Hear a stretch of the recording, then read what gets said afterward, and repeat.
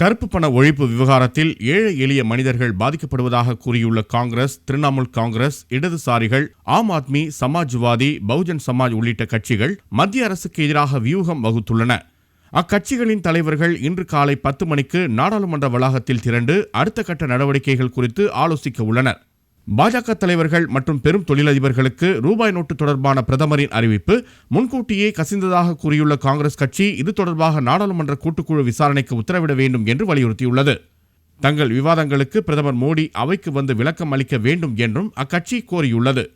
மத்திய அரசுக்கு எதிரான போராட்டங்களை தீவிரப்படுத்துவது குறித்து தனது கட்சி எம்பிக்களுடன் திரிணாமுல் காங்கிரஸ் கட்சியும் ஆலோசனை நடத்தியுள்ளது. இதனிடையே எதிர்க்கட்சியினரின் எதிர்ப்பை சமாளிப்பது குறித்து பாஜக தலைவர் அமித்ஷா கட்சியின் எம்பிக்கள் மற்றும் முன்னணி தலைவர்களுடன் சண்டிகரில் நேற்று ஆலோசனை நடத்தியுள்ளார்.